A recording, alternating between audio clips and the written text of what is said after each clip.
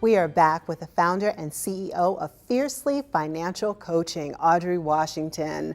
And we were teasing everybody a little bit before the break about the 5 C's of credit. Can we get started talking about that? Such an important topic, right? Yes. Well, credit, I think, is something that obviously we all need.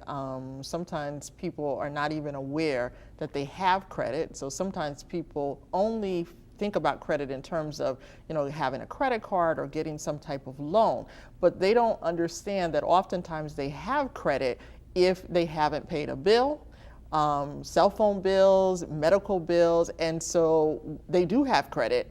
And if they have things on their credit that are not good, then of course, then their credit is not good. And so, but people really don't understand that all the time. And what's not good? I know it goes up to 700 or 800, right? So with the credit score can range anywhere from 350 to 830, right? So the higher the credit, the better. And so right now, typically, a 700 credit score and up is considered good. You can, in the 600 ranges, still obtain credit. And even you can also obtain credit if your credit is even less than 600. So oftentimes people will hear, particularly for car dealers, bad credit, bankruptcies, no problem. And certainly people can get credit with not so great credit history.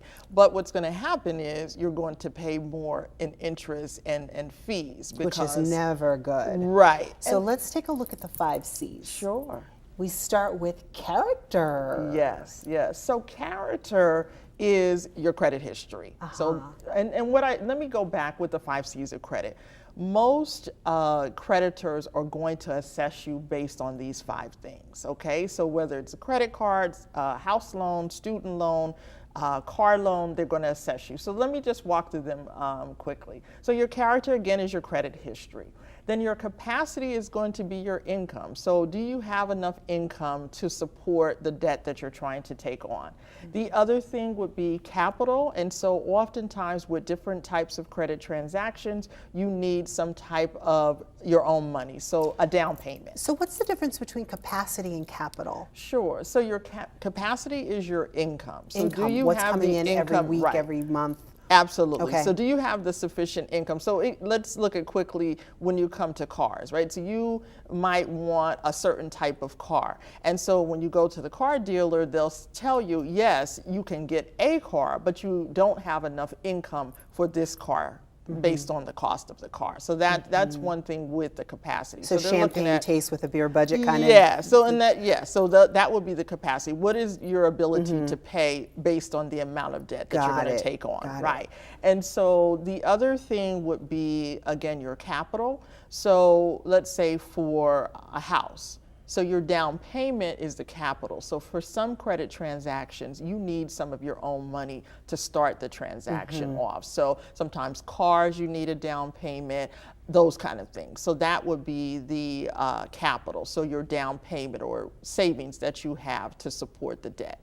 And then you have your collateral, right? So also you have some credit transactions do require some type of additional monies, right? So, and the collateral would actually be, let's say for the house becomes the collateral for the debt. If it's a car, the car becomes the collateral for the debt. So that means that there's something tangible that the lender has put in place. And really, unfortunately, what it means is if you stop paying, they're going to take that item. That's really what it comes down to. No, never good. Never good. Right. And then the conditions really have nothing to do with you.